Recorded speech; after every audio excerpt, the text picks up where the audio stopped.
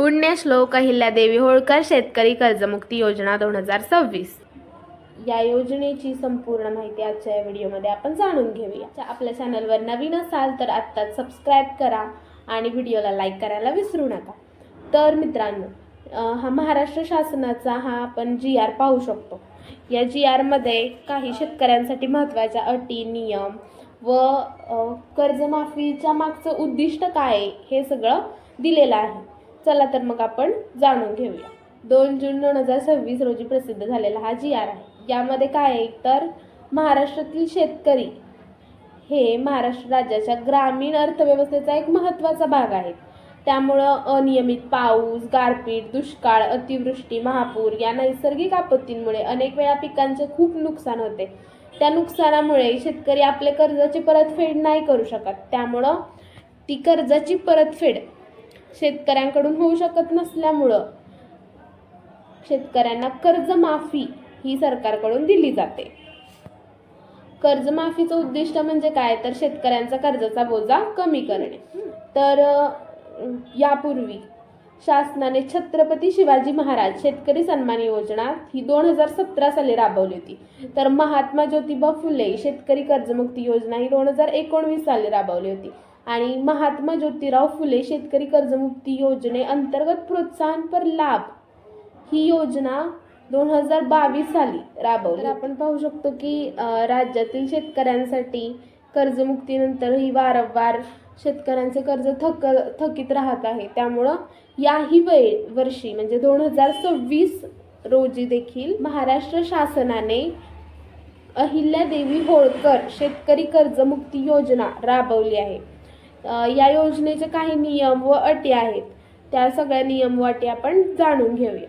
30 September 2025 रोजी जी काही बैठक झाली त्या बैठकीमध्ये असं ठरवण्यात आलं की आता शेतकऱ्यांना कर्जमाफी द्यायची। दरम्यान 2026च्या अर्थसंकल्पानुसार की 6 मार्च 2026 रोजी मुख्यमंत्री महोदय यांनी 2026-27 अर्थसंकल्प सादर करत असताना 30 सप्टेंबर 2025 रोजी ज्यांचे पीक कर्ज थकीत आहे अशा लोकांना 2 लाख रुपयापर्यंतची कर्जमुक्ती देण्यासाठी पुण्यश्लोक अहिल्यादेवी होळकर शेतकरी कर्जमुक्ती योजना जाहीर केली। त्यानंतर जे शेतकरी कर्ज घेऊन नियमित परतफेड करतात अशा शेतकऱ्यांसाठी प्रोत्साहनपर म्हणून 50,000 रुपये देण्यात येणार आहे। प्रस्तावनेमध्ये आपण जाणून घेतलं नक्की काय कर्जमाफी कशासाठी आहे, कारण काय कर्जमाफी देण्यामागचं। तर आता संपूर्ण कर्जमाफीबद्दलची माहिती किंवा अटी, नियम हे सगळं आपण पाहणार आहोत।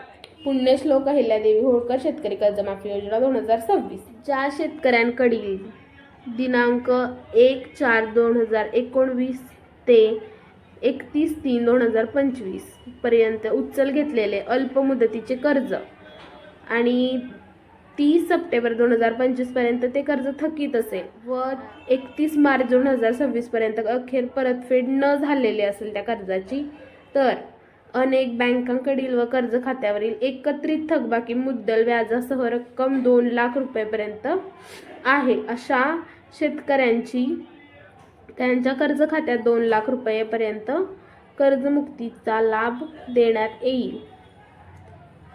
ज्या शेतकऱ्यांनी कर्ज हे 1 एप्रिल 2019 ते 31 मार्च 2025 पर्यंत घेतलेले आहे, त्याचबरोबर त्यांचे पीक कर्ज हे 30 सप्टेंबर 2025 ते 31 मार्च 2026 पर्यंत ह्या कर्जाची परतफेड नाही केली, कर्ज थकीत आहे किंवा अनेक बँकांकडील सर्व कर्ज खात्यावरील एकत्रित थकबाकी मुद्दल व्याजासह रक्कम 2 लाख रुपये होते। म्हणजे 2 लाख पर्यंतचं जर कर्ज तुमचं थकीत असेल तर तुम्हाला तुमच्या कर्ज खात्यात 2 लाख रुपये ही कर्जमुक्तीची रक्कम जमा होणार आहे।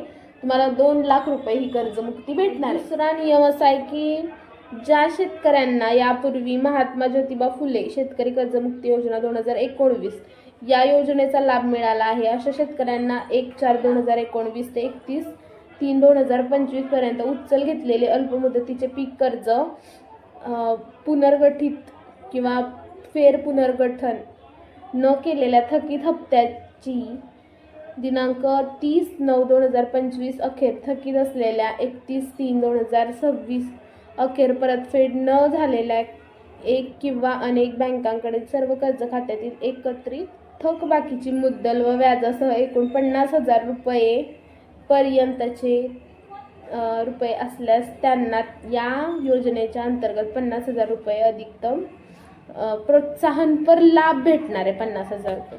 आता OTS किंवा एक वेळ समझोता म्हणजे काय ते जाणून घेऊया. OTS म्हणजे काय, हेच आहे की तुमचं कर्ज जर 30 सप्टेंबर 2025 पासून ते 31 मार्च 2026 पर्यंत थकीत आहे आणि थकबाकीची रक्कम जर 2 लाख रुपये आहे तर तुम्हाला 2 लाख रुपयेपर्यंतची कर्जमाफी मिळणार. कर्ज हे राष्ट्रीयकृत बँका, खाजगी बँका, ग्रामीण बँका याच बँकेमधून घेतलेले असावे. जे शेतकरी नियमित कर्जफेड करतात अशा शेतकऱ्यांना प्रोत्साहनपर म्हणून 50,000 रुपयेपर्यंतचे कर्जमाफी देण्यात येणार आहे. किंवा ज्या शेतकऱ्यांनी त्यांचं कर्ज नवजुनं केलंय अशा शेतकऱ्यांना देखील 50,000 रुपयापर्यंतची कर्जमाफी देण्यात येणार आहे.